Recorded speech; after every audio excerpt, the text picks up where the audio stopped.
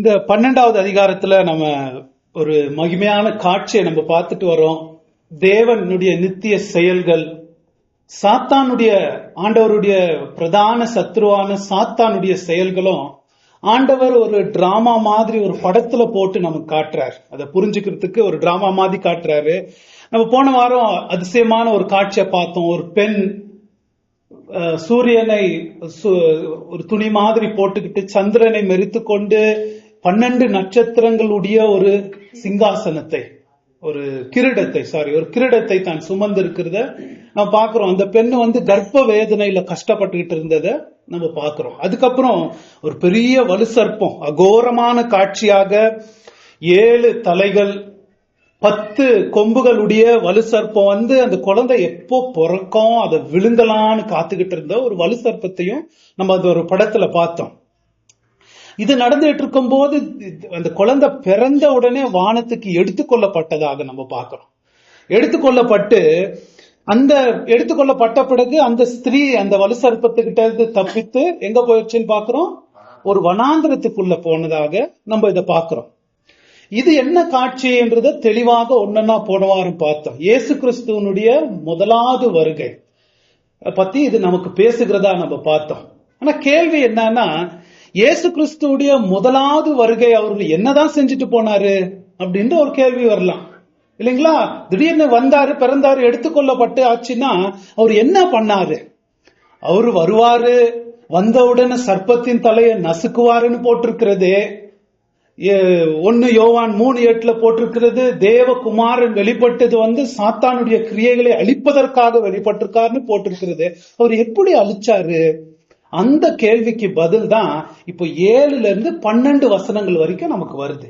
இயேசு கிறிஸ்துடைய முதலாவது வருகை என்னத்தை நிகழ்த்தினது, என்னத்தை சாதித்தது அப்படின்றத நமக்கு இந்த வசனங்கள்ல நமக்கு புரிந்து கொள்ளும்படிக்கு அது ஒரு பரலோக காட்சியில நமக்கு காண்பிக்கப்படுது. நம்ம போன வாரம் பார்த்தோம், தேவனுக்கும் சாத்தானுக்கும் ஒரு அனாதி போர் நடந்துகிட்டு வருது. அந்த போர் ஒரு ஆவிக்குரிய போர் இல்லைங்களா? ஒரு ஆவிக்குரிய போர், அது ஒரு நித்திய போராக நடந்துகிட்டு வருது. அந்த போர்ல அது ஆரம்பிச்சது எங்க ஆரம்பிச்சிச்சு? ஏதேன்ல இல்ல, பரலோகத்திலே அது ஆரம்பிச்சிருச்சு இல்லைங்களா? பரலோகத்திலே அது ஆரம்பிச்சதுனால அது படிப்படியாக அந்த போர் நடந்துகிட்டு இருக்கு. அது பரலோகத்திலே ஆரம்பிச்சதுனால பூமியில அந்த போரினுடைய ஒரு பாகம் தான் பூமியில நடக்குது. அதை நம்ம புரிஞ்சுக்கணும். பூமி தான் எல்லாத்துக்கும் சென்டர் நம்ம நினைச்சுக்க கூடாது. அந்த போர்ல ஒரு பாகம் தான் பூமியில நடக்குது. அந்த போர் எங்க ஆரம்பிச்சிச்சு? பரலோகத்திலேயே ஆரம்பித்ததாக நம்ம பாக்குறோம். இப்போ அந்த சாத்தான் என்ன பாக்குறோம் இந்த வசனங்கள்ல? 7ல இருந்து 12 வரைக்கும் வசனங்கள்ல சாத்தான் தள்ளப்பட்டது. இயேசு கிறிஸ்து முதலாவது வருகை முழு பரலோகத்துக்கும் ஒரு வெற்றி கொடுத்ததாக நம்ம பார்க்கிறோம். அந்த வெற்றியில சாத்தான் பரலோகத்திலிருந்து தள்ளப்பட்டதை நம்ம பார்க்கிறோம். தள்ளப்பட்டு அந்த சத்ருக்களை தள்ளணும்னா உடனே எல்லாரும் நிகழ்த்திட முடியாது. தள்ளி தள்ளி தள்ளி கடைசியில பார்டர்ல வைக்குவாங்க. பார்டர்ல வச்சு அவரை விரட்டணும். அந்த மாதிரி அந்த போர் எத்தனையோ இதுல நடக்கிற அந்த போர்ல இயேசு கிறிஸ்து முதலாவது வருகை என்ன செஞ்சிருக்குன்னா, சாத்தான பரலோகம், அந்த ஹெட் குவார்டர்ஸ், அந்த போரினுடைய ஹெட் குவார்டர்ஸ் எது? பரலோகம். பூமி அந்த போர்ல ஒரு பாகம் தான். அதனால அந்த இயேசு கிறிஸ்து முதலாவது வருகை சாத்தானை தோக்கடிச்சு அந்த பார்டருக்கு கொண்டு வந்ததாக நமக்கு இந்த காட்சியில தெரியுது. சாத்தான் இன்னும் பூமிக்கு வந்துட்டான். நெக்ஸ்ட் அவன் போற இடம் என்ன? நரகம். ஆனா இப்ப பார்டருக்கு வந்தாச்சு. அந்த தான் நமக்கு இந்த காட்சி நமக்கு வெளிப்படுத்துது. ஆனா பார்டருக்கு வந்தாலும் பாருங்களா, அந்த 12வது வசனம் என்ன சொல்றது? ஆகையால் பரலோகங்களே, அவைகளில் வாசமாய் இருக்கிறவர்களே, களி கூறுங்கள். பூமியிலும் சமுத்திரத்திலும் குடியிருக்கிறவர்களே ஐயோ, பிசாசானவன் தனக்கு கொஞ்ச காலம் மாத்திரம் உண்டென்று அறிந்து மிகுந்த கோபம் கொண்டு உங்களிடத்தில் இறங்கினபடியால் உங்களுக்கு ஆபத்து வரும் என்று சொல்ல கேட்டேன். உங்களுக்கு ஆபத்து வரும். யாருக்கு ஆபத்து வரும்? பூமியில் இருக்கிறவர்களே உங்களுக்கு ஆபத்து வரும். அப்படின்னா பூமியில இருக்கிறவர்களே உங்களுக்கு ஆபத்து வரணும்னா யாருக்கு சொல்றாரு? நமக்கு தாங்க சொல்றாரு. நமக்கு தான். உங்களுக்கு ஆபத்து வரும். உங்களுக்கு ஆபத்து, பூமியில் இருக்கிறவர்களே உங்களுக்கு ஆபத்து வரும். ஒருத்தர் பேரன் சொல்லி கூட சொல்லலாம். உங்களுக்கு ஆபத்து வரும், உங்களுக்கு ஆபத்து வரும். அப்படின்னு. உதாரணத்துக்கு ஒரு ஆபத்து வரோன்னு ஒரு அனௌன்ஸ்மெண்ட் பண்றாங்கன்னா, எங்கன்னா சுனாமி வரப்போகுது, பெங்களூருக்கு ஒரு ஆபத்து வரப்போகிறது அப்படின்னா நம்ம என்ன பண்ணுவோம்? கேட்டு தூங்குவோமா? ஐயோயோ எவ்வளவு டென்ஷன், பூகம்பம் வரப்போகுது அப்படின்னா அதை விட பல மடங்கு ஆபத்து இது பரலோகம் அனௌன்ஸ் பண்ணுது. நியூஸ்ல வந்தா சொல்லலாம் நமக்கு சுனாமி வரப்போகுதுன்னு, ஆனா அப்புறம் அது தப்பா போயிடலாம். பரலோகம் அனௌன்ஸ் பண்ணுச்சுன்னா அது தப்பா முடியுமா? இல்ல, பரலோகத்துல இருந்து ஒரு அனௌன்ஸ்மெண்ட், உங்களுக்கு ஆபத்து வரும். ஏன் ஆபத்து வரும்? சாத்தானானவன் உங்ககிட்ட இறங்கி இருக்கிறான். அவன் இப்போ உங்ககிட்ட மாத்திரம் தான் அவன் இருக்கிறது. அவன் என்ன பண்றான்? மிகுந்த கோபத்தோடு இருக்கிறான். ஏன் கோபத்தோடு இருக்கிறான்? அவனுக்கு கொஞ்ச காலம் இருக்கிறது என்று அறிந்து ரொம்ப கோபத்தோடு தீவிரமா செயல்பட்டுக்கிட்டு இருக்கான். உங்களுக்கு ஆபத்து வரும். சாத்தானுடைய குணாதிசயங்களை பத்தி இந்த வசனங்கள் நிறைய பேசுது. சாத்தானை பத்தி நம்ம புரிஞ்சுக்கணும். சாத்தானுடைய பிரதான குறிக்கோள் தேவனை எப்படியாவது வீழ்த்திடணும். எப்படி வீழ்த்தணும்னு பாக்குறான்? அவருடைய திட்டங்களையும் அவருடைய ஜனங்களையும் கெடுத்து, அவருடைய திட்டங்கள் அவருடைய நோக்கங்களை கெடுத்து கடவுளை எப்படியாவது வீழ்த்திடணும்ன்றதுதான் சாத்தானுடைய குறிக்கோள். அவன் செய்யறது அப்படிதான் செய்யறான். உங்களுக்கு ஒண்ணு தெரியுமா? சாத்தான் நரகத்துல இல்ல, இப்போ நரகத்துல இல்ல. இன்னொன்னு தெரியுமா? சாத்தான் நரகத்துக்கு இன்னும் போனதே இல்ல, கடைசியில தான் போக போறான். நிறைய பேர் நரகத்துக்கு போயிட்டு வரான், நரகத்தின் ராஜா அவனுக்கு எல்லாம் பேரு இல்ல. நரகத்துல ரொம்ப தண்டனை அனுபவிக்கிறதே அவன் தான். அவன் போய் எப்படி ராஜாவா இருக்க முடியும்? இல்ல, நரகத்துக்கு அவன் இன்னமும் போகல. ஆனா இந்த போர்ல அவனுடைய பலவிதமான வார் ஸ்ட்ராட்டஜிஸ் சொல்லுவாங்க. அந்த எப்படி அதை அணுகிறதுன்னு அவனுடைய ஸ்ட்ராட்டஜி என்னன்னா இந்த வசனங்கள்ல சொல்லப்படுது பாருங்களேன். அவர் ரொம்ப நேரம் செலவிடுறது எங்க அப்படின்னு பார்த்தோம்னா இந்த 10வது வசனத்துல போட்டிருக்கு பாருங்களேன். இரவும் பகலும் எங்க இருக்கிறான்? சிங்காசனத்துக்கு முன்பதாக போட்டிருக்கு இல்லையா? இரவும் பகலும் சிங்காசனத்துக்கு முன்பதாக என்ன செய்யறான்?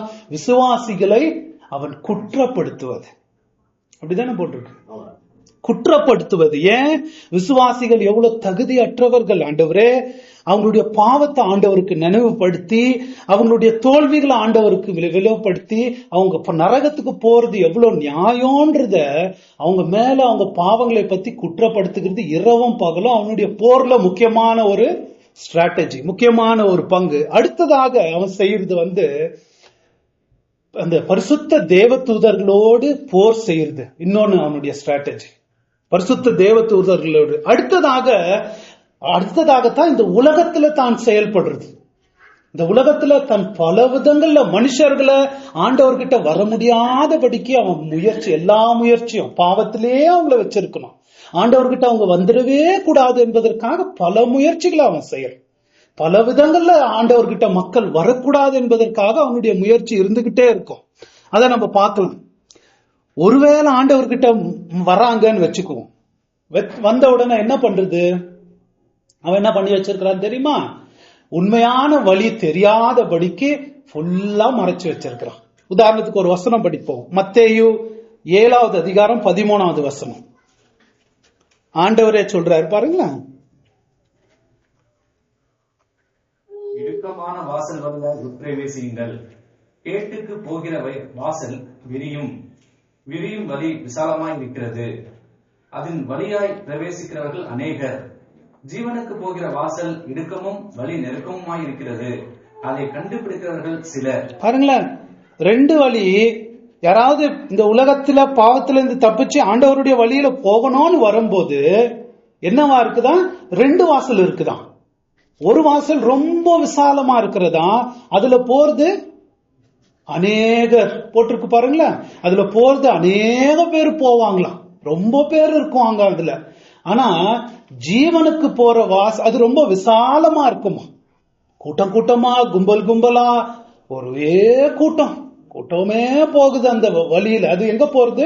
போர்டு என்ட்ரன்ஸ்ல என்ன போட்டிருக்கு? வே டு ஹெவன் போட்டிருக்கு, பரலோக பாதை அப்படின்னு போட்டிருக்கு. ஆனா அது எங்க போய் முடிய போகுது? நரகத்துல போய் முடிய போகுது. அந்த பாதையில நிறைய பேரை கூட்டு போறதுக்கு அவன் முயற்சி பண்றான். ஆனா இன்னொரு பரலோகத்துக்கு பாதை வழியோ குறுகையான பாதை, நேரோ பாத், குறுகியான பாதையா இருக்கிறது. அதுல போறவங்க கொஞ்சம் பேர்னா வசனம் சொல்லுது என்ன சொல்லுது? அதை கண்டுபிடித்து அதை கண்டுபிடிக்கிறதே சில பேர். போறவங்கள விட்டுருங்க, அதை கண்டுபிடிக்கிறதே சில பேர் தான். என்ன மாதிரி, ஏன் இப்படி ஆயிடுச்சு, ஆண்டவர் எல்லாம் வரணும்னு விரும்புறாரு இல்லையா, ஏன் இப்படி ஆயிடுச்சு, ஏன் இந்த மாதிரி கொடுமை? 15வது வசனம், கள்ள தீர்க்கதரிசிகள் எச்சரிக்கையா இருங்க. ஏன் இந்த மாதிரி ஆயிடுச்சுன்னா, உண்மையான வழி கண்டுபிடிப்பதே கடினமா ஆனதுக்கு காரணம் இந்த சாத்தானுடைய இன்னொரு முயற்சி என்ன தெரியுங்களா? இந்த உலகத்துல எவ்வளவு கள்ள போதகரங்களை அமைக்க முடியுமோ, அவர்களுக்கு எவ்வளவு அவங்களுடைய ஊழியத்துக்கு வசதி வல்லமை கொடுக்க வேண்டியமோ கொடுத்து அந்த கேட்டுக்கு போற வழியை விசாலமா பண்ணி வைக்கிறது தான். அதெல்லாம் இந்த உலகத்துல இந்த வலு சர்ப்பம் தான் செஞ்சுக்கிட்டு இருக்கு. ஆண்டவருடைய பாதையில வராதபடிக்கு பயங்கரமா ஏமாத்தி, அவனே ஒரு ஒளியின் தூதனாக அவதாரம் எடுத்து தன்னுடைய ஊழியக்காரர்களுக்கு ஒளியின் அப்போஸ்தலர்கள் மாதிரி வேஷங்களை கொடுக்கிற ஒரு வலு சர்ப்பம் இருக்கு, ஒரு சாத்தா இருக்கு. அதை நம்ம பாத்துக்கணும். அவன் பயங்கரமா உலகத்துல ஆக்டிவா இருக்கிறான். பயங்கரமா விசுவாசிகளுக்கும் அவன் பல விதங்கள்ல உண்மையான சுவிசேஷத்தை கேட்கிறாங்கன்னு வச்சுக்கோங்களேன். கேட்கும் போது அவன் சும்மா இருக்கிறானா? என்ன போட்டு அதை கேட்ட உடனே வழி அருகையில விழுந்த உடனே யார் எடுத்துட்டு போறது அந்த விதைய? அந்த சாத்தான். பாருங்களேன், அந்த காஸ்பல் வேலை செய்யாதபடிக்கு உடனே எடுத்துடுறான். அந்த மாதிரி பல விதங்கள்ல ரொம்ப ஆக்டிவா உலகத்துல இந்த வலு சர்ப்பம் வேலை செஞ்சுட்டு இருக்கு. அதை நம்ம புரிஞ்சுக்கணும். அதுக்கு பேரும் ஆண்டவர் என்ன கொடுத்திருக்காரு பாருங்களேன், வலு சர்ப்பம். நமக்கு சிங்கம்னு சொல்ல அவ்வளவு இது இல்ல, ஒரு புலின்னு சொன்னாலும் அவ்வளவு இது இல்ல, ஒரு கரடினாலும் அவ்வளவு நம்ம இது பண்ண மாட்டோம்.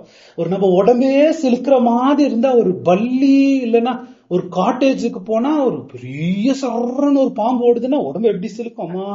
மனுஷங்களுக்கு பிடிக்காத ஒரு காரியம். மனுஷர் உடம்பே சிலுக்கிற மாதிரி ஒரு சத்ரு, மெகா பெரிய வலு சர்ப்பம்.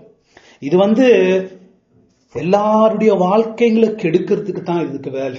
இதான் ஏதேன் தோட்டத்துல என்னைக்கு நுழைஞ்சிச்சோ அன்னைக்கு நம்ம வம்சமே கெட்டு போச்சு. யோசிச்சு பாருங்களேன். அது பேச்சு, ஒரு பேச்சு கேட்டோம்னா மனுஷருங்க வலு சர்ப்பத்தின் பயங்கரத்தை நம்ம புரிஞ்சுக்கணும். அதான் இந்த வசனம் நமக்கு விளக்குது. ஒன்னும் இல்ல, ஏவாள் அம்மா ஒரே பேச்சு தான் கேட்டுச்சு, வலு சர்ப்பத்தின் பேச்சு. ஆண்டவருக்கு கீழ்ப்படிந்து என் பேச்சு கேள். என்ன ஆச்சு? அது வயிற்றுல இருந்து வருகிற எல்லாத்துக்கும் வந்துச்சு பாருங்க, சாபம், வேதனை, கண்ணீர். அதுக்கும் வந்துச்சு கண்ணீர். என்ன பண்ண முடியும்? நான் பழத்தை சாப்பிட்டுட்டேன், அதை வாந்தி எடுத்தா சரியாயிடுமா? வாய் தொடச்சுக்கிட்டா சரியாயிடுமா? இல்ல. எந்த கையால அது சாப்பிடுச்சோ அடுத்த அதிகாரமே அதே கையில தன்னுடைய புள்ளை ரத்த விலாரா கிடத்து செத்து கிடக்குது. கையில புடிச்சிட்டு அழுவுது. இன்னைக்கும் அழுதுகிட்டு இருக்கு ஏவாளம்மா பிள்ளைங்களை. இந்த வலு சர்ப்பத்தின் பேச்சு கேட்டுத்தான் ஒரே ஒரு வார்த்தை பாருங்களேன், பயங்கரமா அழிச்சிருச்சு. அதனோட விளைவுகள் ரொம்ப பெரிய பயங்கரம், ரொம்ப பெரிய பயங்கரத்துக்கு கொண்டு போயிடும். அது ரொம்ப டெரபிள் கான்சிக்வன்ஸ். எல்லா சரித்திரத்திலயும் அப்படித்தான் அது செஞ்சுக்கிட்டு வருது. அதுக்கு இன்னொரு பேர் கூட ஸ்லாண்டரர்னா தப்பா சொல்றது. அந்த ஸ்லாண்டருக்கு என்ன சொல்றது? புரளி பேசுறதா? மத்தவங்க மேல தப்பா சொல்றது சாத்தானுடைய பிரதான குணம். டெவில்ன்றதுக்கே ஒரு அர்த்தம் என்ன தெரியுமா? ஸ்லாண்டர் தான் அர்த்தம். டெவில்ன்றதுக்கு டயபாலஸ் அப்படின்ற அர்த்தம். ஸ்லாண்டரர் என்ன தெரியுமா? ஒருத்தர் காதுல பொய்யானதை ஓதி வைக்கிறது தான் அதனோட வேலை. ஒருத்தர் காதுல, ஏவாள் காதுல ஓதி வச்சுச்சு, கடவுள் மேல இல்லாத பொல்லாத பொய்களை ஓதி வச்சுச்சு. நம்ம காதுலயும் ஓதுது தெரியுங்களா? ஒரு புருஷன் காதுல இல்ல ஒரு மனைவி காதுல, ஒரு மனைவி காதுல உன் புருஷனை நீ நம்பாத, உன்னை ஏமாத்திருவாரு, உன்னை அது பண்ணிருவாரு, நீ ரொம்ப இதா இருக்கணும். ஆனா புருஷன் அப்படி இல்ல, நல்ல மனுஷன் தான், அப்படித்தான் இருக்கலாம். ஆனா காதுல ஓதிக்கிட்டே இருக்கும். இல்ல மனைவி கிட்ட புருஷன் கிட்ட வாழ்க்கையிலேயே உனக்கு பெரிய தொல்லை மாட்டி இருக்கிறது உன் பொண்டாட்டி தான் அப்படின்னு ஓதிக்கிட்டு. ஆனா அவன் மனுஷன் வாழ்க்கையிலேயே ரொம்ப பெரிய வரம் அவனுக்கு. அவன் அழிஞ்சு போவாதுக்கே காரணம் அந்த மனைவி தான். அது தெரியாம அவன் சொல்ல பொண்டாட்டித்தான் அப்படின்னு ஓதுன உடனே ஒரு நெகட்டிவான எண்ணங்களை ஓதுறது, நெகட்டிவான நம்ம மனசுல ஓதி வைக்கிறதே இந்த பிசாசு தான்.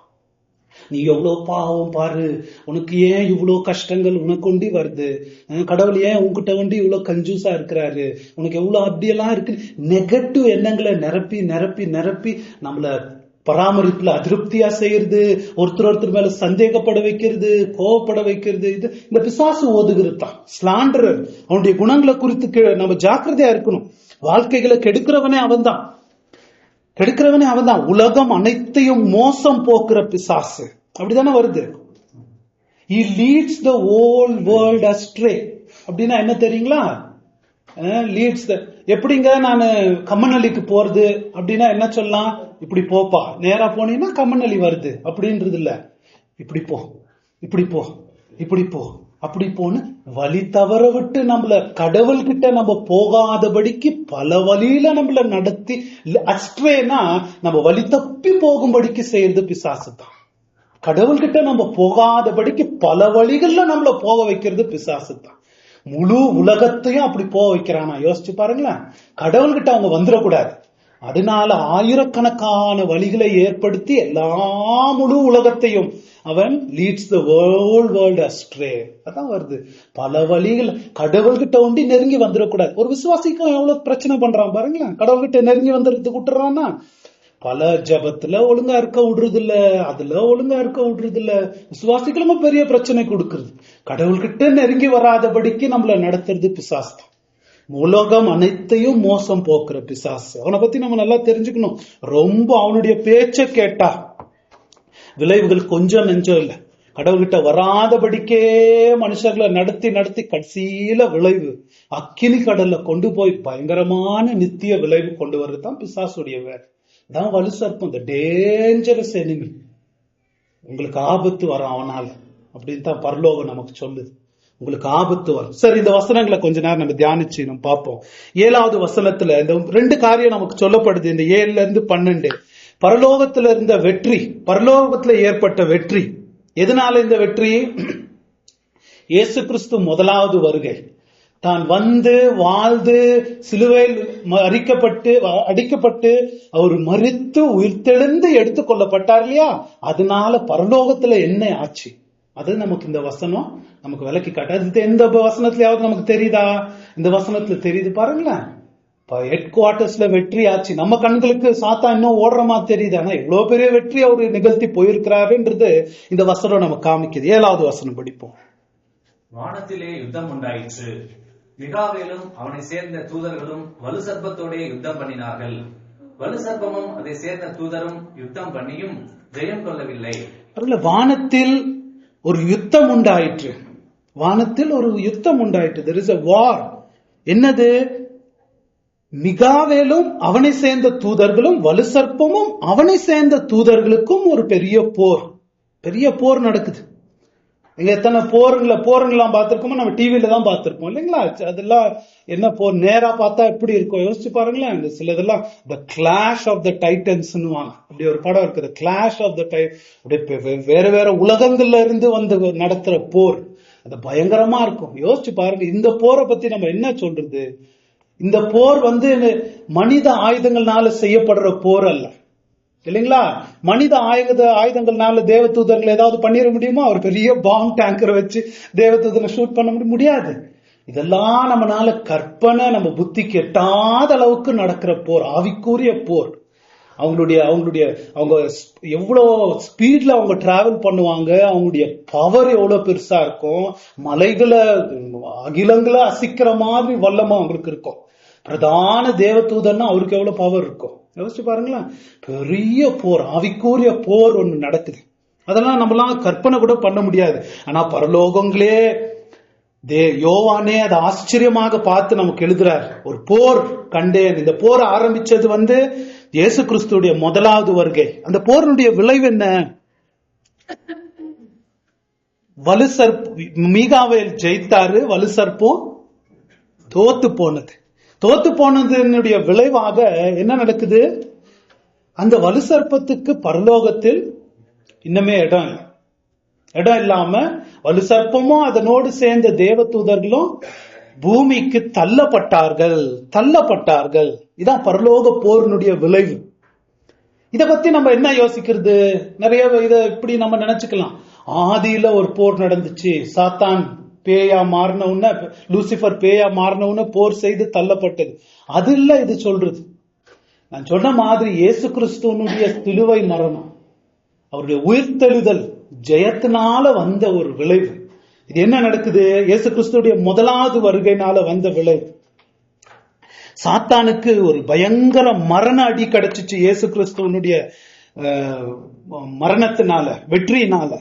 அந்த மரண அடியில அவன் பாருங்களேன், இந்த வசனம், இந்த 7வது வசனம் எப்ப வருது? அந்த 5வது வசனத்துக்கு அப்புறம். அந்த பிள்ளை பரலோகத்துக்கு எடுத்துக்கொள்ளப்பட்ட பிறகுதான் பரலோகத்துல இந்த போர் நடக்குது. அதை நம்ம பார்க்கணும். அந்த பிள்ளை பரலோகத்துக்கு எடுத்துக்கொள்ளப்பட்டுச்சு, அப்புறம் தான் இந்த போர் நடக்கிறதா பார்க்கணும். இயேசு கிறிஸ்துவனுடைய அசென்ஷன், எடுத்துக்கொள்ளப்படுதலுக்கு அப்புறம் இந்த போர் நடக்குது. இந்த போர்ல சாத்தானுடைய பவர் ரொம்ப சுருங்கி போயிட்டதா பார்க்கிறோம். அவனுக்கு ரொம்ப பெரிய பவர் இருந்துச்சு, பயங்கரமான பவர் இருந்துச்சு. அதை பத்தி பார்ப்போம். இயேசு கிறிஸ்து வருவதற்கு முன்பதாக அவனுக்கு ரொம்ப பெரிய பவர் வானத்திலயும் இருந்துச்சு, பரலோகத்திலயும் இருந்துச்சு, பூமியிலயும் இருந்துச்சு. ஆனா இயேசு கிறிஸ்து வந்த பிறகு ரொம்ப ஆழமான விதத்துல அவனுடைய வல்லமை ரொம்ப சுருங்கி போயிருச்சு. ஆனா அவனுக்கு இன்னமும் பவர்ஃபுல்லா இருக்கிற மாதிரி தெரியுது. ஆனா சுருங்கி போன பவர். அது எப்படி சுருங்கி போன பவர்னா, இப்ப நமக்கு ஒரு பார்ட்டி ஜெயிக்கிறாங்கன்னு வச்சுக்கோங்களேன் எலெக்ஷன்ல. இப்ப இந்த டெல்லியில இந்த ஆம் ஆத்மி கட்சி ஜெயிச்சிருச்சு. ஜெயிச்ச உடனே முந்தி இருந்த கட்சி அவங்க உடனே இன்னும் ஒரு மாசம் அவங்களுக்கு இன்னும் பவர் இருக்கும். உடனே ஜெயிச்ச உடனே எடுத்துட மாட்டாங்க. அந்த டைம் இருக்கும்.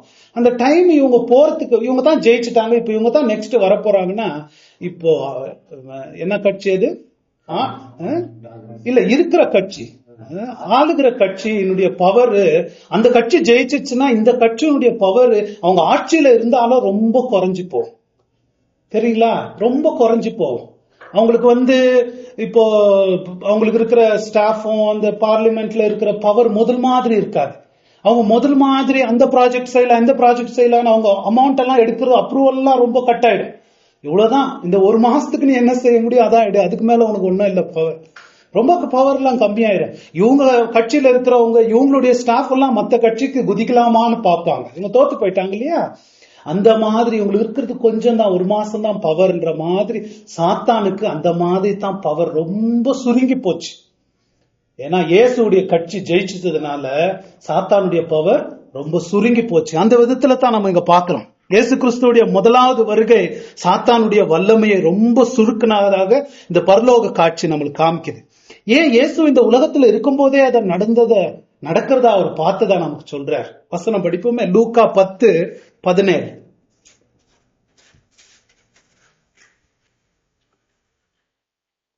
இயேசு கிறிஸ்துவனுடைய வெற்றியின் முதல் கனிகள் அப்படின்லாம், முதல் கனிகளை தான் பார்த்து சந்தோஷப்படுறத நம்ம பாக்குறோம். பின்பு அந்த 70 பேரும் சந்தோஷத்தோட திரும்பி வந்து, ஆண்டவரே, உங்களுடைய நாமத்தினாலே பிசாசுகளும் எங்களுக்கு கீழ்ப்படிகிறது என்றார். அவர்களை அவர் நோக்கி, சாத்தான் மின்னலை போல வானத்திலிருந்து விழுகிறதை கண்டேன். இதோ சர்ப்பங்களையும் தேள்களையும் விதிக்கவும் சத்துருவினுடைய சகல வல்லமையையும் மேற்கொள்ளவும் உங்களுக்கு அதிகாரம் கொடுக்கிறேன். ஒன்றும் உங்களை சேதப்படுத்த மாட்டாது.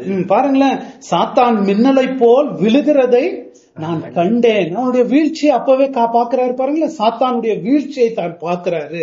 ஏன் அப்படின்னு பாத்தீங்கன்னா, நம்ம இந்த உலகத்தின் பார்வையிலிருந்தே பார்த்து யோசிக்கலாம்.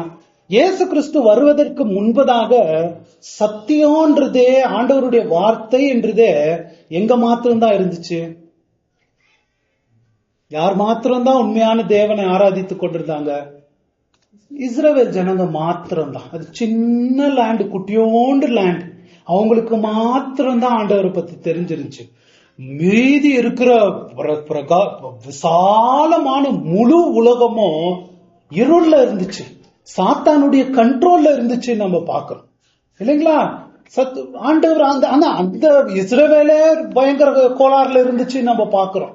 இயேசு கிறிஸ்து வருவதற்கு முன்பதாக முழு உலகமே சாத்தானுடைய கண்ட்ரோல்ல, அறியாமலே அஞ்ஞானத்துல இருந்ததாக நம்ம பாக்குறோம். ஆனா இயேசு வந்த பிறகு என்ன நடக்குது?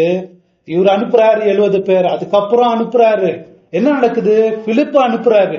சமாரியா ஊரை விட ரொம்ப மோசமான ஊர் இல்ல. பிலிப்பு அந்த சமாரியாக்கு போறாரு. திரளான ஜனங்க ரட்சிக்கப்பட்டு இயேசு கிட்ட வராங்க. பவுல் போறாரு, கடல் தாண்டி ஆசியாலாம் சுத்திட்டு வந்து இயேசுவுக்கு கொடி நாட்டிட்டு வர்றாரு. என்ன பரவுது சுவிசேஷம் உலகம் முழுவதும். சாத்தானுடைய பவர் கொஞ்சம் கொஞ்சமா சுருங்கி போறத உலகத்திலேயே நம்ம பார்க்கல. ஆண்டவருடைய வசனம், ஆண்டவருடைய ராஜ்யம் பெருகி போய்கிட்டு இருக்கிறத நம்ம பார்க்கல. எப்ப நடக்குது இதெல்லாம்? வெறும் உலகத்துல ஏதோ தானும் நடக்கிறதுனால இல்லைங்க. பரலோகத்துல ஏற்பட்ட வெற்றியினுடைய பாதிப்புகள் தான் இந்த உலகத்துல நடக்கிற இந்த காரியங்கள். தேவனுடைய ராஜ்யம் பெருகிட்டு போறத நம்ம இந்த உலகத்துல பார்க்கலாம். இயேசு கிறிஸ்துடைய முதலாவது வருகைக்கு அப்புறம் தான் நடக்குது. சாத்தானுடைய கண்ட்ரோல் ரொம்ப கம்மியா ஆகுறத நம்ம பார்க்கலாம். ஏன்? நம்ம எல்லாம் எந்த ஊர்ல இருந்து வந்திருக்கிறோம் யோசிச்சு பாருங்களேன். நான் எல்லாம் இந்துல இருந்து வந்திருக்கிறேன். நம்ம எல்லாம் பாரம்பரிய இந்துங்க. நம்முடைய முத்தாத்தாங்கெல்லாம் எப்படி இருந்திருப்பாங்க? கோமணம் கட்டிக்கிட்டு விக்கிறதுக்கு முன்னாடி கும்பிடு போட்டு கோயில்ல உருண்டுகிட்டு இருந்தவங்க, நாமம் போட்டுக்கிட்டு இருந்தவங்க. அப்படி இருந்தவங்க நம்மெல்லாம் இன்னைக்கு காஸ்பல கேட்டு தேவனுடைய ராஜ்யத்துல வர்றதுக்கே காரணம் என்னன்னா சாத்தானுடைய பவர் சுருங்கி போயிட்டு இருக்கிறதுனால தான். அதுதான் காரணம். பாருங்களேன், அதான் ஆண்டவர் வாங்கின வெற்றி. இயேசு கிறிஸ்துனுடைய முதலாவது வருகை நிகழ்த்தின வெற்றி அது. அதான் நம்ம பாக்குறோம். சாத்தானுடைய பவர் கொஞ்சம் கொஞ்சமா குறைஞ்சிட்டு இருக்கு. அவன் முழு உலகத்தையும், அந்த வசனத்துல என்ன வருது? 12:9, உலகம் அனைத்தையும் உலகம் அனைத்தையும் மோசம் போக்குற அவனுடைய வல்லமை குறைஞ்சுகிட்டு வருவதை நம்ம பாக்குறோம். பாருங்களேன், உலகம் அனைத்தும் அநேக இடங்கள்ல சுவிசேஷம் பரவி ஆண்டவர்கிட்ட தேவனுடைய ராஜ்யம் பரவுறத நம்ம பார்த்துக்கிட்டு வரோம். சரி, அதான் பாக்குறோம் அந்த வெற்றி, பரலோகத்தில இருந்த வெற்றி. படிங்க அடுத்த வசனம். உலகம் அனைத்தையும் மோசம் போக்குகிற பிசாசு என்றும் சாத்தான் என்றும் சொல்லப்பட்ட பழைய பாம்பாகிய பெரிய வலு சர்ப்பம் தள்ளப்பட்டது. அது பூமியிலே விழ தள்ளப்பட்டது. அதனோட கூட அதை சேர்ந்த தூதரும் தள்ளப்பட்டார்கள். பாருங்களேன், அந்த போரினுடைய வெற்றியை அறிவிக்கிற விதத்துல ஒரு ராஜாவை அவனுக்கு விரட்டி விடுறாங்கன்னா அவன் முகமுடியெல்லாம் கிழிச்சு அவனை எவ்வளவு அவமானப்படுத்தணுமோ அவமானப்படுத்தி அனுப்புறது. நம்ம ஊர்ல எல்லாம் ரொம்ப மோசமா செஞ்சு அனுப்புவாங்க, துணியெல்லாம் கிழிச்சு செங்கலையெல்லாம் கட்டி. அந்த மாதிரி தான் சாத்தான் அனுப்புற மாதிரி பரலோகத்துல உலகம் அனைத்தும் மோசம் போக்குறதுதான் இந்த பேய். எல்லாம் பேய், சாத்தான். அதுக்கு பேர் என்னன்னு சொல்றாரு? சாத்தான், வலு சர்ப்பம், பழைய பாம்பு. இதுதான் பயங்கரமா திட்டி அனுப்புற மாதிரி. பாருங்களேன், பழைய பாம்பு, வலு சர்ப்பம் அப்படின்ற மாதிரி, அதை அவமானப்படுத்துற மாதிரி உலகம் அனைத்தையும் மோசம் போக்குற. சரி, அடுத்ததாக பரலோகத்துல அந்த வெற்றியின் ஒரு கீதத்தை நம்ம பார்ப்போம். அவங்க ஜெயிச்சுட்டாங்க இல்லையா? ஜெயிச்ச அவங்க சந்தோஷத்துல அவங்க ஒரு பாட்டு பாடுறாங்க. அந்த கீதத்தை பத்தி பார்ப்போம். அப்பொழுது வானத்திலே ஒரு பெரிய சத்தம் உண்டாகி, இப்பொழுது ரட்சிப்பும் வல்லமையும் நமது தேவனுடைய ராஜ்யமும் அவருடைய கிறிஸ்துவின் அதிகாரமும் உண்டாயிருக்கிறது. பாருங்களா, இப்ப சாத்தான அவங்க ஜெயிச்சு துரத்திட்டாங்க. துரத்தின உடனே அவங்களுக்கு ஆனந்த சத்தம், மிகுந்த சத்தம் வருது. மிகுந்த சத்தம், பூமியெல்லாம் கேட்கணும்ன்ற மாதிரி மிகுந்த சத்தத்தோடு பாடுறாங்க. என்ன சத்தம்? ஏன்னா சாத்தான முழுசா வெற்றி கொண்டாச்சா? இன்னும் வெற்றி கொள்ளல. ஆனா என்ன அவங்களுக்கு பெரிய சந்தோஷம்? இதுல என்ன பெரிய சந்தோஷம் இருக்குன்னா, ஹெட் குவார்டர்ஸ்ல இருந்து அவனை தள்ளிட்டோம்னா இன்னமே அவன் நரகத்துக்கு போறது உறுதி, வரவே முடியாது. இன்னுமே அவனை தள்ளி ஆச்சுன்னா அடுத்த ஸ்டெப் அவன் நரகத்துக்கு போக போறான்ற ஒரு உறுதி. வெற்றி ஆல்ரெடி ஆன அவங்களுக்குள்ள டைம் எல்லாம் இல்லையா? அவங்களால டைம் எல்லாம் இல்ல பரலோகத்துல இருக்கிறவங்களுக்கு. அதனால அவனுடைய வெற்றி முழுசா அடைஞ்ச ஒரு சந்தோஷம். அவன் பார்டர்ல இருக்கிறான், பார்டரை தாண்டி தூக்கி அவன் நரகத்துல போடணும். அந்த சந்தோஷத்துல இந்த பாட்டு பாடுறாங்க. என்ன பாட்டு? இப்பொழுது எப்படி வருது? ரட்சிப்பும். ஒரு வார்த்தையை பாருங்களேன். இப்பொழுது ரட்சிப்புன்றது ஒரு பிராட் வார்த்தை. ரட்சிப்புனா பாவ வீழ்ச்சினால சிருஷ்டிப்பு என்னென்னலாம் இழந்துச்சோ அதை பெறுகிறது. பாவத்தின் பாதிப்புனால முழுமையான விடுதலை, அதுதான் ரட்சிப்பு. பாவத்தின் சாத்தாங்கிட்ட இருந்து, பாவத்துக்கிட்ட இருந்து விடுதலை. ஒரு சின்ன ஆசீர்வாதம் இல்ல, இது பெரிய ஆசீர்வாதம். ரட்சிப்புன்றது நம்ம வீழ்ச்சினால பாவத்தினால இழந்த எல்லா காரியமும் நமக்கு கிடைக்க போறதுதான் ரட்சிப்பு. யோசிச்சு பாருங்களேன், பரலோகம் நமக்கு கிடைக்க போகுது, தேவன் நமக்கு கிடைக்க போறாரு, சாகாமை உள்ள ஒரு வாழ்க்கை நமக்கு கிடைக்க போகுது, ஜீவ விருட்சம் நமக்கு கிடைக்க போகுது, வீழ்ச்சினால நம்ம என்னென்னலாம் இழந்தோமோ அதெல்லாம் கிடைக்கிறது தான் ரட்சிப்பு. தேவனுடைய ஐக்கியம் நமக்கு கிடைக்க போகுது. ஒரே டைம் அது நடக்க போறது இல்ல, ஸ்டேஜஸ்ல தான் நடக்க போகுது. ஆனா அது ஆரம்பிக்குதுன்ற ஒரு கீதத்தை அவங்க பாடுறாங்க. அப்புறம் ரட்சிப்பு வல்லமை. ரட்சிப்பு நம்ம தேவனுடையது, வல்லமை தேவனுடைய. இது வரைக்கும் உலகம் மனுஷனுடைய வல்லமை, சாத்தானுடைய வல்லமை தான் பார்த்திருக்கு. ஆனா தேவனுடைய வல்லமையை புகழ்ற நாள் வரப்போகுது. தேவனுடைய பெரிய பவர், அவருடைய சர்வ வல்லமை பவர், அவர் எப்படி தன்னுடைய சத்ருவெல்லாம் அழித்து தன்னுடைய ரட்சிப்பை கொண்டு வந்தார் அப்படின்ற ஒரு நாள் வரப்போகுது. அதான் அவருடைய வல்லமை. அப்புறம் நமது தேவனுடைய ராஜ்யமும் நம் தேவனுடைய ராஜ்யம், சாத்தானுடைய ராஜ்யம் இல்ல, மனுஷனுடைய ராஜ்யம் இல்ல, நம்முடைய தேவனுடைய ராஜ்யம். தேவன் தான் இந்த முழு உலகத்துக்கும் ராஜா, அகிலத்துக்கும் ராஜா. ஆனா இந்த உலகம் அவர் ராஜாவா ஏத்துக்கிட்டதே இல்லை. ஆனா ஒரு நாள் தேவனுடைய ராஜ்யம் வரப்போகுது. இல்லைங்களா? தேவனுடைய ராஜ்யமும் முழு உலகமும் முழு வானமும் பூமியும் தேவனுடைய ராஜ்யமா மாறப்போகுது. சபை எப்பவும் ஏறெடுக்கிற ஜெபம், நம்முடைய ராஜ்யம் வருவதாக அது நடக்க போகுது. அதனால பாருங்களேன், முதலாவது ரட்சிப்பு, இப்பொழுது ரட்சிப்பு, வல்லமை, தேவனுடைய ராஜ்யம். அப்புறம் அவருடைய கிறிஸ்துவின் அதிகாரமும் உண்டாயிருக்கிறது. அவருடைய கிறிஸ்துவின் அதிகாரம். இயேசு சொன்னார், வானத்துல பூமியில சகல அதிகாரமும் எனக்கு இருக்கிறது. அவருக்கு தான் எல்லா பவர் இருக்குது. வானத்துல பூமியில நரகத்துல எல்லா அதிகாரமும் அவருக்கு தான் இருக்க போகுது. எல்லாரையும் அவர் தான் நியாயம் தீர்த்து முடிவு பண்ண போறார். அவர் தான் சுப்ரீம் அதிகாரமா அவர் தான் இருக்க போறார். அது நடக்க போகுது அப்படின்ற ஒரு பாட்டை அவங்க பாடுறாங்க துதியாக. அப்புறம் தொடர்ந்து படிங்க. இரவும் பகலும் நம்முடைய தேவனுக்கு முன்பாக நம்முடைய சகோதரர்கள் குற்றம் சுமத்தும் பொருட்டு அவர்கள் மேல் குற்றம் சாட்டுகிறவன் தாழ தள்ளப்பட்டு போனான். அது ஒரு பக்கம் ஆண்டவரை துதிச்சு பாடி அவருடைய ரட்சிப்பு, அவருடைய வல்லமை, அவருடைய ராஜ்யம், கிறிஸ்துவுடைய அதிகாரம் இப்பொழுது வந்திருக்கிறது. வந்திருக்கும் போது என்ன ஆச்சு? இந்த இரவும் பகலும் சகோதரன் மேல குற்றம் சாட்டுகிறவன் தாழ தள்ளப்பட்டான் அப்படின்னு அதையும் புகழ்ந்து பாடுறாங்க. அப்புறம் மரணம் நேரிடுகிறது இருந்தாலும் அதற்கு தப்பும்படி தங்கள் ஜீவனையும் பாராமல் ஆட்டுக்குட்டியின் ரத்தத்தினால் தங்கள் சாட்சியின் வசனத்தினாலும் அவனை ஜெயித்தார்கள்.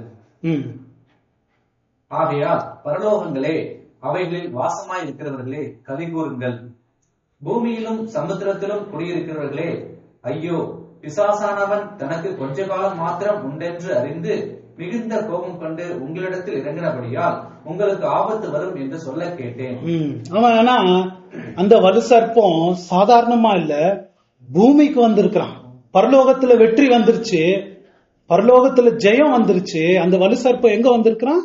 பூமியில இருக்கிறான். அவனுக்கு கொஞ்ச காலம் இருக்குதுன்ற ரொம்ப கோபத்துல இருக்கிறான். அதனால உங்களுக்கு ஆபத்து வரும், ஆபத்து வரும் அப்படின்றார். ஆபத்து வரும். என்ன பயங்கரமான ஆபத்து யோசிச்சு பாருங்களேன். நான் முதலே சொன்ன மாதிரி நம்ம ஒவ்வொருத்தருக்கும் ஆபத்து வரும், ஒவ்வொருத்தருக்கும் ஆபத்து வரும். இந்த சாத்தானால ஒவ்வொருத்தருக்கும் ஆபத்து வந்துகிட்டு இருக்கிறது. ஆனா இந்த சாத்தானை ஜெயிக்கிற ஒரே வழி எப்படி? இந்த சாத்தானை ஜெயிக்கிறது ஒரே வழி எப்படி? சில பேர் ஜெயிச்சாங்கன்னு இந்த வசனத்துல வருது. அவங்க 3 காரியத்தினால இந்த சாத்தானை ஜெயித்தாங்க. மத்த எல்லாரையும் இந்த சாத்தான் இந்த உலகத்துல நரகத்துக்கு தான் கூட்டு போகுது. இந்த 3 காரியங்களை பயன்படுத்தி தப்பிக்கிறவங்க மாத்திரம் தான் இந்த வலு சர்ப்பத்துக்கிட்ட தப்ப முடியும். யோசிச்சு பாருங்க, முதலே அவன் எவ்வளவு பயங்கரமான ஆளு, விஷம் நிறைந்தவன், 7 கொம்புங்க. அவன் பரலோகத்துல வல்லம போனாலும் பூமியில 7 கொம்புகளோடு 10 கொம்புங்க 7 தலைகளை வச்சுக்கிட்டு பயங்கர பவரோடு, அது மாத்திரம் இல்ல கோபத்தோடு இருக்கிறான். கோபத்தோடு உங்களுக்கு ஆபத்து வரும், இவனால ஆபத்து வரும்ன்றார். எப்படி இவங்கிட்ட இருந்து தப்புறது? சில பேர் தப்பிச்சாங்கன்றார் ஆண்டவர்.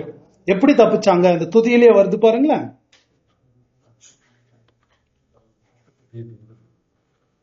படிங்க அது வசனம். மரணம் நேரிடுகிறதா இருந்தாலும் அதற்கு தப்பும்படி தங்கள் ஜீவனையும் பாராமல் ஆட்டுக்குட்டியின் ரத்தத்தினாலும் தங்கள் சாட்சியின் வசனத்தினாலும் அவனை ஜெயித்தார்கள். ஒரு கூட்டம் அவருக்கு அந்த சாத்தானை மேற்கொண்டு ஜெயிச்சு வந்துருச்சு. இந்த வலு சர்ப்பத்துக்கிட்ட இருந்து தப்புறதுக்கு 3 காரியம் இந்த வசனம் நமக்கு சொல்லுது. முதலாவது என்ன? ஆட்டுக்குட்டியானவருடைய ரத்தம். ஆட்டுக்குட்டியானவருடைய ரத்தத்தினால் கழுவப்பட்டவர்கள், அவங்கள இவன் குற்றம் சாட்ட முடியாது. ஆட்டுக்குட்டியானுடைய ரத்தத்தினால எல்லா பாவங்கள் கழுவப்பட்டவர்கள மேல இவன் குற்றம் சாட்ட முடியாது. ஏன்னா ரோமர்ல போட்டிருக்கிற ரோம 8:31 என்ன சொல்லுது அந்த வசனம் படிங்க. இவன் குற்றம் சாட்டுகிறவனா இருந்தாலும், எவ்வளவுதான் புறம் குறுக்கிறதா இருந்தாலும், ஆட்டுக்குட்டியானவர் இவைகளை குறித்து நாம் என்ன சொல்லுவோம்? தேவன் தம்முடைய பட்சத்தில் இருந்தால் நமக்கு விரோதமாக இருப்பவன் யார்? தம்முடைய சொந்த குமாரன் என்றும் பாராமல் நாம் எல்லோருக்காகவும் அவரை ஒப்புக் கொடுத்தவர் அவரோடு கூட மற்ற எல்லாவற்றையும் நமக்கு அருளாதிருப்பது எப்படி? தேவன் தெரிந்து கொண்டவர்கள் மேல் குற்றம் சாட்டுகிறவன் யார்? யார் குற்றம் சாட்ட முடியும்? தேவனே அவர்களை நீதிமானாக்குகிறவர். ஆக்கிரைக்குள்ளாக தீர்க்கிறவன் யார்? பாருங்களேன் என்ன கேள்வி பவுல் கேட்கிறார். மரித்தவர் அவரே எழுந்தும் இருக்கிறார். அவரே தேவனுடைய வலது பாசத்திலும் இருக்கிறவர். நமக்காக வேண்டுதல் செய்கிறவரும் அவரே. பாருங்களேன், யார் குற்றம் சாட்ட முடியும்? இந்த பிசாசு கிட்ட இருந்து தப்பக்கூடியவர்கள் முதலாவது அவங்களுடைய குணாதிசயம் என்னன்னு பாத்தீங்கன்னா, ஆட்டுக்குட்டியானுடைய ரத்தத்தினால். அப்படின்னா இயேசு கிறிஸ்து மேல, அவருடைய தியாக பலி மேல என்னுடைய விசுவாசத்தை வைத்து என் பாவத்தை எல்லாம் அவர் மன்னித்து இருக்கிறாருன்னு நம்பி இருக்கிறவர்கள், அந்த விசுவாசத்துல இருக்கிறவர்கள், அவர்களுக்கு என்ன ஆகுது? ஆட்டுக்குட்டியானுடைய ரத்தம் இவர்கள் பாவங்கள்லாம் கழுவுறதுனால இவர்கள் மேல் குற்றம் சாட்டுகிறவன் யார் அப்படின்னு அந்த வசனம் கேக்குது. ஏன் சாத்தா அங்க போய் அவர்கள் மேல குற்றம் சாட்டலான்னு போகும்போது, தேவனுடைய வலது பார்சத்தில் இருக்கிறவர் யார்? அவங்களுக்காக மரித்து அவங்க பாவங்களை சுமந்து தீர்த்தவர்.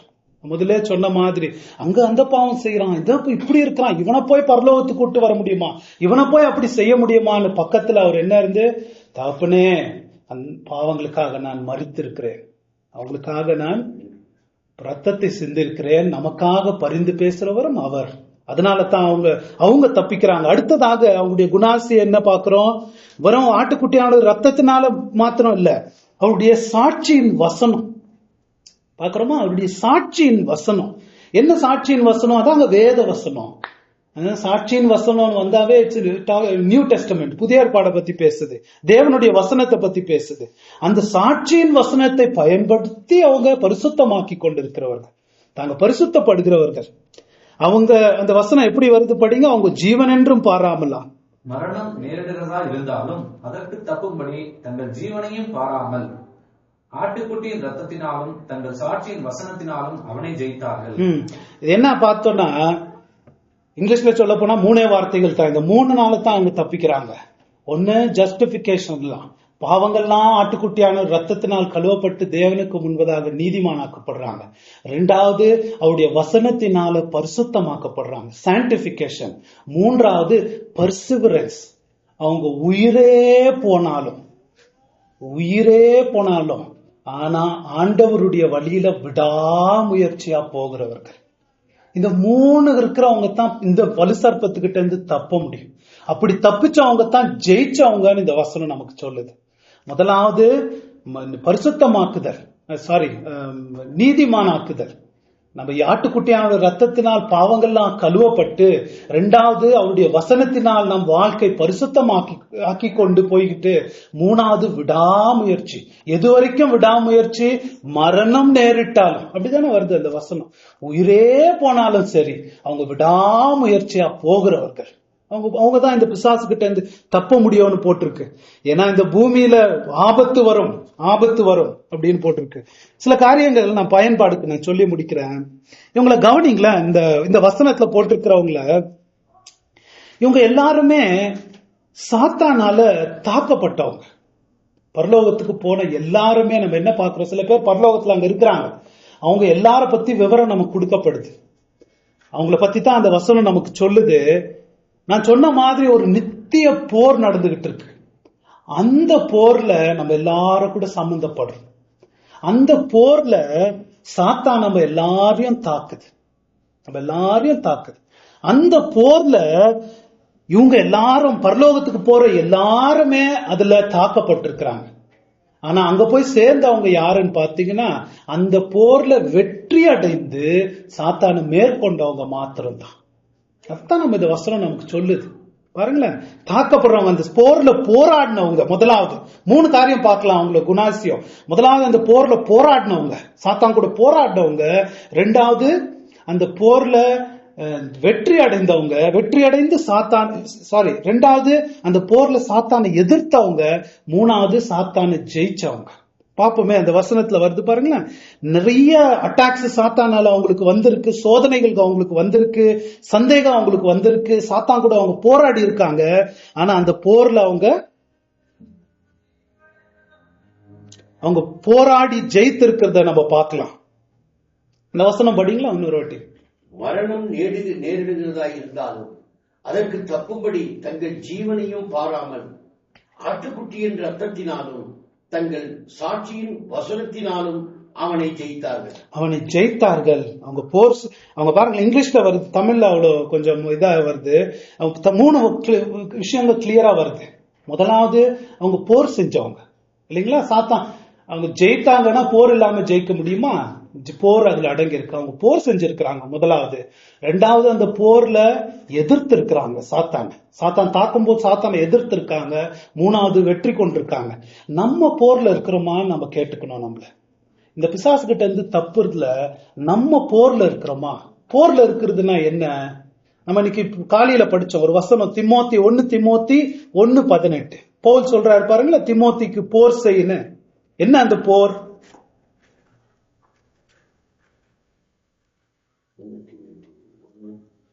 18. குமாரனாகிய தீமோத்தேயுவே, உன்னை குறித்து முன் உண்டான தீர்க்கதரிசனங்களின்படியே நீ அவைகளை முன்னிட்டு நல்ல போராட்டம் பண்ணும்படி இந்த கட்டளையை உனக்கு ஒப்புவிக்கிறேன். இத புரிஞ்சுக்க பாருங்க. இந்த காலாகாலத்துக்கும் அனாதி போர் நடந்துகிட்டு இருக்கு பிசாசுக்கும் ஆண்டவருக்கும். அந்த போர்ல நம்ம சம்பந்தப்படுறது, நம்மளுடைய பங்கு என்னன்றத நம்ம பார்த்து தெரிஞ்சுக்கணும். நம்ம எப்படி ஆண்டவர் பக்கம் நின்று போர் செய்யறது? திமோத்திக்கு பவுல் சொல்றார், பவுல் திமோத்திவே நீ என்ன போர் செய்யணும்? நல்ல போரை நீ செய்யணும். அந்த காலாகால அனாதி காலம் நடக்கிற போர்ல நீ சம்பந்தப்படணும்னா நீ நல்ல போரை செய்யணும். அந்த போர்ல என்ன நீ உன்னுடைய கடமை என்ன? விசுவாசமும் நல் மனசாட்சியும் உடையவனாய் இரு. இது ரெண்டு தாங்க நமக்கு. நம்ம அந்த போர்ல சம்பந்தப்படணும்னா நம்ம விசுவாசத்தை காத்துக்கொள்ளணும். விசுவாசத்தை காத்துக்கொள்றதுன்னா என்ன? இதுதான் நம்மளுடைய விசுவாசம். தேவன் நம்ம எதெல்லாம் விசுவாசிக்கணும்னு கொடுத்திருக்கார். சத்தியத்தை காத்துக்கொள்ளணும். சத்தியத்தை விட்டு விலகவே கூடாது. சத்தியத்தை காத்துக்கொள்ளணும். ரெண்டாவது நல் மனசாட்சியை நம்ம காத்துக்கொள்ளணும். இது ரெண்டு தாங்க நம்ம சம்பந்தப்பட வேண்டியது இருக்கு இந்த போர்ல. நம்ம போர் எப்படி செய்யறோம்? இந்த சத்தியத்தை ஒண்டி காத்துக்கிட்டு நம்ம வரோம். ரெண்டாவதாக டாக்ட்ரின் அண்ட் லைஃப்னுவாங்க. அதாவது சத்தியமும் பரிசுத்தமான வாழ்க்கை. இது ரெண்டு தான் நம்ம பார்க்க வேண்டியது. இப்படித்தான் நம்ம ஆண்டவர்கிட்ட அந்த போர்ல சம்பந்தப்படுறோம். வெறும் சத்தியங்களை ஒண்டி படிச்சு படிச்சு படிச்சு வாழ்க்கையை பார்த்தா ரொம்ப பயங்கரமா இருக்கும். வாழ்க்கை நல் மனசாட்சியை காத்துக்கொள். நல் மனசாட்சினா என்ன? எப்படி வரும் அது? ஒரு சுத்தமான இதயத்தினால தான் அது வர முடியும். பாவங்களும் அசுத்தங்களும் இச்சைகளும் மனசுல வச்சுக்கிட்டு நம்ம வர முடியாது. சாத்தான் நம்ம நல் மனசாட்சி இல்லாதபடிக்குத்தான் நம்மளுக்கு எடுத்து போட பாக்குது. அது நல் மனசாட்சியை நீ காத்துக்கொள். அப்பதான் அந்த போர்ல நீ சம்பந்தப்பட முடியும். பாவங்கள் இருந்தா நீ சம்பந்தப்பட முடியாது. பாவங்கள் இருந்தா நீ சாத்தான் பக்கம் போர் செஞ்சுக்கிட்டு இருக்கிற. 1 யோவான் படிங்களா, 1 யோவான் 3:7. இந்த போர்ல நம்ம சம்பந்தப்படுறதுக்கு ரெண்டு காரியம்தான். சத்தியத்தை ஒரு பக்கம் காத்துக்கணும். ரெண்டாவது ஒரு நல் மனசாட்சி, சுத்தமுள்ள பரிசுத்தமுள்ள இருதயம். பிள்ளைகளே, நீங்கள் ஒருவராலும் வஞ்சிக்கப்படாதிருங்கள். நீதியை செய்கிறவன் அவர் நீதியுள்ளவனாய் இருக்கிறதை போல தானும் நீதியுள்ளவனாய் இருக்கிறான். பாவம் செய்கிறவன் பிசாசினால் உண்டாயிருக்கிறான். ஏனெனில் பிசாசானவன் ஆதி முதல் பாவம் செய்கிறான். பிசாசினுடைய கிரியைகளை அழிக்கும்படிக்கே தேவனுடைய குமாரன் வெளிப்பட்டார். பிசாசனுடைய கிரியைகளை அழிக்கும்படிக்கே தேவனுடைய குமாரன் வெளிப்பட்டார். அவர் வெளிப்பட்டு 2000 வருஷம் ஆயிருச்சு. ஆனா நான் இன்னமும் பாவம் செஞ்சுக்கிட்டு இருப்பேன்னா நீ யார் பக்கம் இருக்கிற? அடுத்தது சொல்றாரு பாருங்களா. அப்படியே தேவனால் பிறந்த எவனும் பாவம் செய்யான். ஏனெனில் அவருடைய வித்து அவனுக்குள் தரித்திருக்கிறது. அவன் தேவனால் பிறந்தபடியினால் பாவம் செய்ய மாட்டான். நம்ம இந்த போர்ல எப்படி சம்பந்தப்படுறது? பாவத்தை கொல்லுகிறவர்களா நாம் இருக்க வேண்டும். வெளியில பாவம் இல்ல, நம்ம பார்த்த மாதிரி உள்ள இச்சை, தேவனுடைய கற்பனைக்கு விரோதமாக நம்ம இருதயத்தில் எழும்புகிற ஆரம்ப ஆசையே பாவம்னு நம்ம பார்க்கிறோம். அதான் இச்சியாதிருப்பாயாகன்னு கற்பனை நமக்கு சொல்லுது. வெளியில பாவங்கள் இல்ல. தேவன் நம்முடைய ஒரு சுத்த வாழ்க்கையை மாத்திரம் நம்ம கிட்ட இருந்து தேவன் எதிர்பார்க்கறது இல்ல, ஒரு சுத்த இருதயத்தையும் தேவன் நம்ம கிட்ட இருந்து எதிர்பார்க்கிறார். இருதயத்தில் சுத்தமுள்ளவர்கள் பாக்கியவான்கள், அவர்கள் மாத்திரம்தான் தேவனை தரிசிப்பார்கள். அப்படித்தான் நம்ம போர் செய்ய முடியும் இந்த பிசாசு கிட்ட இருந்து. இருதயத்தில் சுத்தம், இருதயத்துல இச்சைகளுக்கு இடம் இல்ல, இருதயத்தில் ஒண்ணும் இல்ல, வெளியில ஒழுங்கா இருக்கிறது இல்ல, இருதயத்துல இடம் கொடுக்காம இல்லைன்னா நம்ம பாருங்களேன், அந்த வசனம் சொல்லுது, தேவன் பிசாசனுடைய கிரியைகளை அழிப்பதற்கே தேவகுமாரன் வந்தான், தேவனுடைய வித்து இருக்கிற எவனும் பாவம் செய்ய மாட்டான், பாவம் செய்கிறவன் தேவனை அறியவும் இல்லை அப்படின்னு தான் அந்த வசனம் சொல்லுது. பாருங்க 10வது வசனம் படிங்க. இதனாலே தேவனுடைய பிள்ளைகள் இன்னார் என்றும் பிசாசின் பிள்ளைகள் இன்னார் என்றும் வெளிப்படும். நீதியை செய்யாமலும் தன் சகோதரனில் அன்பு கூறாமலும் இருக்கிற எவனும் தேவனால் உண்டானவன் அல்ல. பாருங்களேன், இதான் நம்ம பிராக்டிக்கல் விஷயத்துக்கு பாக்குறோம். நல்ல கதை கேட்டவங்க, வலுசப்பம் வந்துச்சு, பாம்பு வந்துச்சு, அது பிராக்டிக்கலா என்ன இந்த வசனம் நமக்கு சொல்ல நினைக்குது. இதெல்லாம் ஏன் ஆண்டவர் இந்த கதையெல்லாம் நமக்கு சொல்லி வச்சிருக்கிறாரு தெரியுங்களா? இந்த போர்ல எல்லாம் நீங்க சம்பந்தப்படணும், உங்களுடைய பாகம் சிறிதா இருந்தாலும் ரொம்ப முக்கியம். இந்த போர்ல நீங்க சம்பந்தப்பட்டது சத்தியத்தை ஒரு பக்கம் காத்துக்கணும். சத்தியத்தை எவ்வளவு படிச்சுக்கணுமோ, எவ்வளவு அறிஞ்சுக்கணுமோ, சத்தியம்தான் உங்களை பரிசுத்தாக்கும். அதுல ஒரு பக்கம் பயங்கரமா வளரணும். வேதத்துல நீங்க இரவும் பகலும் ஆண்டவருடைய வசனத்தை படிச்சு வளரணும். ஏன்னா பிதாவே அவர்களை பரிசுத்தமாக்கும், உம்முடைய சத்தியத்தினால் அவர்களை பரிசுத்தமாக்கும், உம்முடைய வார்த்தையே சத்தியம் ஆண்டவர் நமக்கு ஜெபம் பண்ணிட்டு போயிருக்கிறார். அந்த சத்தியத்துல ஒரு பக்கம் காத்து அதுல வளரணும். அடுத்ததாக சுத்த மனசாட்சியை நாம் காத்துக்கொள்ள வேண்டும். சுத்த இருதயம் உள்ளவர்களா நம்ம வாழ போராட வேண்டும். சாதாரணமா வாழ முடியுமா? போர் செய்யணும். சாத்தான் நம்மள விடாது சுத்த இருதயம் உள்ளவர்களுக்கு. அதுதான் நம்மளுடைய கடமை இந்த போர்ல. அப்படி வாழ்றதுதான் நம்மளுடைய கடமை. ஆண்டவர் பக்கம் போர் செய்கிறவர்களா இருந்தோம்னா இது 2 தான் நம்ம செய்ய வேண்டியது. அதான் நம்ம பாத்துக்கணும். ஏன்னா அப்படிப்பட்டவங்க தான் அவருடைய வருகையில அவர்கிட்ட சந்திக்க போறோம். பாருங்கள 1 யோவான் 3:2 வசனம் படிங்க. பிரியமானவர்களே, இப்பொழுது தேவனுடைய பிள்ளைகளாய் இருக்கிறோம், இனி எவ்விதம் இருப்போம் என்று இன்னும் வெளிப்படவில்லை. ஆகிலும் அவர் வெளிப்படும் பொழுது அவர் இருக்கிற வண்ணமாகவே நாம் அவரை தரிசிப்பதனால் அவருக்கு ஒப்பாய் இருப்போம் என்று அறிந்திருக்கிறோம். படிங்க தொடர்ந்து. அவர் மேல் இப்படிப்பட்ட நம்பிக்கை வைத்திருக்கிற எவனும் அவர் சுத்தமுள்ளவர் இருக்கிறது போல தன்னையும் சுத்திகரித்துக் கொள்ளுகிறார். பாருங்களேன், இயேசு கிறிஸ்து வருகிறார், அவரோடு நான் போறேன், பரலோகத்துக்கு போறேன்ற நம்பிக்கை இருக்கிற உண்மையா ரட்சிக்கப்பட்ட எந்த விசுவாசியும் அவர் சுத்தமா இருக்கிறதை போல் தன்னையும் சுத்திகரித்து கொண்டு போகிறான். அதான் வருது. அவர் வரும்போது அவரை போல் இருப்போம் அப்படின்னு வருது அந்த வசனம். இதாங்க நம்ம செய்ய வேண்டிய போர். இதான் பிராக்டிக்கலா நம்ம வாழ்க்கையில நம்ம நிகழ்த்த வேண்டிய காரியம். சாத்தான் நம்மள தாக்கம், நமக்கு ஆபத்து வரும். நம்ம என்ன செய்யணும்? இதுல போர்ல நம்ம ஈடுபடணும். இன்னமே போர்ல நான் இருக்க போறேன். இன்னமே என் வாழ்க்கையில 2 காரியங்கள் தான் பிரதானமா முக்கியம். சத்தியத்துல வளர்றது, என் இருதயத்தை சுத்தத்தை காத்துக்கிறது. பரிசுத்தமான ஒரு வாழ்க்கை மாத்திரம் இல்ல, பரிசுத்தமான இருதயத்தை நான் பாதுகாத்துக்கிறது. எவ்வளோ அதை பத்தி சொன்னாலும் பத்தாது, ரொம்ப முக்கியம். அது இல்லாம முழு ரெவலேஷனை நல்லா படிச்சுக்கிட்டா ஒரு பிரயோஜனம் இல்லை. ஏன்னா அதான் ரெவலேஷன் பாருங்களேன், ஆரம்பத்துல ஆரம்பிக்கும் போது இந்த வசனத்தை படித்து இதை நல்லா புரிஞ்சுக்கிறவங்கன்னு வரல.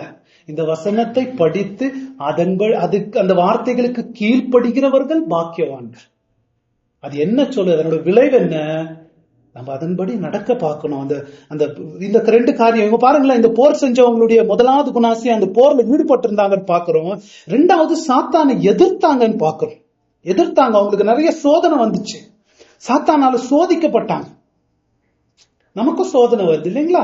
சோதனை வராதவங்க யாராவது இருக்கீங்களா? நமக்கும் சோதனை வருது. கேள்வி என்ன, எதுக்குறோமா அந்த சோதனைய? உலகத்துல இருக்கிற எல்லாருக்கும், எந்த மோசமான மனுஷனுக்கும் சோதனை வரும். ஆனா அதை எதிர்க்கிறது, அந்த சோதனை தான் தேவனுடைய பிள்ளையுடைய அடையாளம். அந்த சோதனை எதிர்க்கிறோமா நம்ம? உங்க வாழ்க்கையில நீங்க யோசிச்சு பாருங்க. சோதனை வருது, எல்லாருக்கும் வருது, அதுக்கு விரோதமா எதிர்க்கிறோமா? அதான் தேவனுடைய பிள்ளையின் அடையாளம். இவங்க எதிர்த்தாங்க. பரலோகத்துக்கு போனவங்களுடைய குணாதிசயம். பிசாசை எதிர்த்து நில்லுங்கள், வருவான். உங்க இதயத்தின் சுத்தத்தை கிடைக்கிறதுக்கு வருவான், சோதனைகளை கொண்டு வருவான், பாவத்தை கொண்டு வருவான். அவனை எதிர்த்து நில்லுங்கள். அப்ப என்ன நடக்கும்? அவன் ஓடி போவான். பாருங்களேன், எதிர்க்கிறோமா? நம்ம எதிர்க்கிறதே இல்ல, நிறைய பேர் எதிர்க்கிறதே இல்லை. எதிர்க்கிறோமா? நம்ம பாத்துக்கணும். எதிர்த்து நில்லுங்கள்.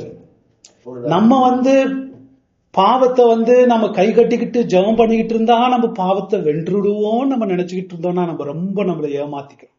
நம்ம போர் செய்ய வேண்டியது இருக்கு. பாவத்துக்கு விரோதமா நம்ம போர் செய்து அதை கொலை செய்ய வேண்டியதா இருக்கு, எதிர்க்க வேண்டியதா இருக்கு. சாத்தாங்கிட்ட எதிர்த்து நம்ம போர் செய்ய வேண்டியதா இருக்கு. கீழ்படித்து பிசாசுக்கு எதிர்த்து நில்லுங்கள், அப்பொழுது அவன் உங்களை விட்டு ஓடி போவான்.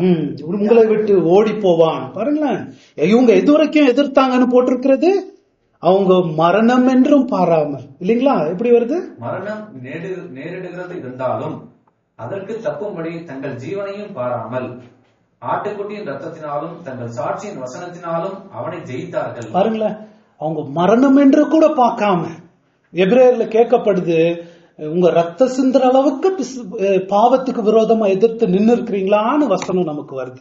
எந்த அளவுக்கு எதிர்த்து நிக்கிறோம்? சோதனைகள் வருதுதான், ஐயோ எனக்கு சோதனை வருது உளுந்துடுறேன், எதிர்த்து நிக்கிறோமா? நம்ம இவங்க வாழ்க்கைன்னு உயிரினு கூட பார்க்காம எதிர்த்து நின்னவங்க தாங்க பரலோகத்துக்கு போறாங்க. முதலாவது போர் செஞ்சவங்க, ரெண்டாவது எதிர்த்து நின்னவங்க, மூன்றாவதாக கடைசியில என்ன வருது? அவங்க எதிர்த்து நின்று ஜெயித்தார்கள் வருதுங்களா? ஜெயித்தார்கள். இவங்க எல்லாம் ஜெயித்தவங்களா பாக்குறோம். சாத்தான் அவங்கள அட்டாக் பண்ணா, பட் அவங்க ஜெயித்ததா பாக்குறோம். நம்ம ஜெயிக்கிறோமா? அதான் நம்ம கேட்டுக்கணும். முழு ரெவலேஷன் 7 சபைகளுக்கும் ஆண்டவர் எழுதி என்னென்னவோ கதை சொன்னார். கடைசியில் என்ன சொன்னார் தெரியுமா? ஜெயம் கொள்ளுகிறவன் பாக்கியவான், ஜெயம் கொள்ளுகிறவன் பாக்கியவான். நம்ம ஜெயிக்கிறோமா? போர் செய்யறோம். நிறைய பேர் போர் செய்யலாம், எதிர்த்து கூட நிக்கலாம். உண்மையான விசுவாசி ஜெயிப்பான். அதான் நம்ம பாக்குறோம். நம்ம ஜெயிக்கிறோமா? நம்ம கேட்டுக்கணும். பாவம் ஒருவேளை பழக்கமா நம்மள ஜெயித்து கொண்டிருக்கிறது, அது நமக்கு எஜமானா இருக்கிறது அப்படின்னா நம்ம மதத்தையே நம்ம சோதித்து பார்க்கணும்.